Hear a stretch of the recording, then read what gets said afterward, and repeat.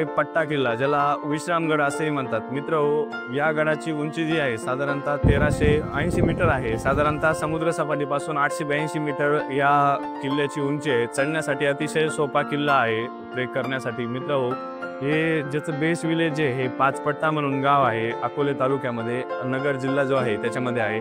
साधारणतः तुम्हाला या किल्ल्याला येण्यासाठी नाशिकपासून 50 किलोमीटर आहे सिन्नर मार्गे, आणि तुम्ही पुण्यावरून येऊ शकता या किल्ल्यावरती ट्रेक करण्यासाठी. मित्रहो, ऐतिहासिक किल्ला आहे जो कळसुबाईची डोंगररांग आहे, त्या डोंगररांगेवरती हे गिरिदुर्ग जे आहे ते बनवलेलं आहे. मित्रहो, या किल्ल्यावरती अनेक ऐतिहासिक घटना ज्या आहेत त्या घडल्या आहेत. आपले छत्रपती शिवाजी महाराज जे आहेत यांनी शेवटची लढाई याच किल्ल्यावरती जी आहे ती लढलेली आहे. साधारणतः जे जालना आहे, जालना पूर्वी त्याला जालनपूर म्हणून गावाचं नाव होतं, आता सध्याचा जो जालना आहे तिथून मुघलांची लूट करून शिवाजी महाराज ज्यावेळेस परतीचा प्रवास करत होते त्यावेळेस घनघोर युद्ध जे आहे संगमनेरच्या रायतेवाडी गावामध्ये चालू होतं. त्या युद्धातून पुढे महाराजांना वाचवण्यासाठी किंवा मराठ्यांचं सैन्य वाचवण्यासाठी शिवाजी महाराज आणि त्यांचे काही 500 घोडेस्वार घेऊन या गडावरती विश्राम केला 33 दिवस.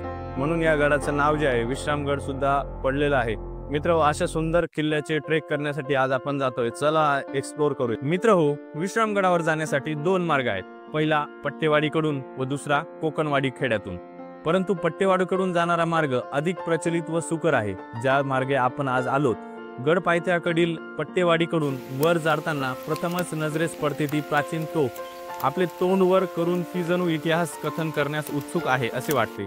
नंतर दगडी पायऱ्यांवरून पुढे गेल्यावर योगी लक्ष्मण बाबांची एकसंग दगडातील एक भव्य गुहा आहे. सद्यस्थितीत या गुहेत तात्पुरता निवासाची सोय होऊ शकते. वरील बाजूस अष्टभुजा पट्टाई देवीचे मंदिर आहे. दगडी पायऱ्यांवरून गड पादांकृत करत असताना उजव्या बाजूस दृष्टीस पडणारा त्रिंबक दरवाजा आपले लक्ष वेधून घेतो. त्यानंतर त्यातून खालील बाजूस आरपार दिसणारे निसर्ग सौंदर्य मन हुमवून टाकते. पुढे वळणावर नजरेस पडतो तो भव्य कातळातील कोरीव टेहळणी बुरुज व अंगावर पडेल की काय अशी भीती वाटावा असा गडमाथ्यावरील भव्य दगडी गोलाकार कडा.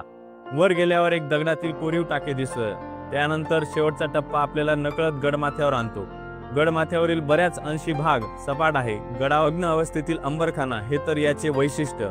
उमटाकृती छत, खिडक्या व आतील भागातील 2 भव्य दालने व मागील बाजूस एक छोटे दालन आपले इतिहासाबद्दलचे कुतूहल आणखीनच वाढवतात. याशिवाय गडावर अनेक गुहा व अंदाजे 30 पेक्षा अधिक पाण्याच्या टाकी आहेत.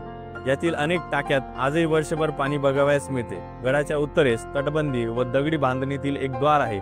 उंचीला फार नसलेला हा किल्ला त्रिकोणी आकारात आडवा पसरलेला आहे.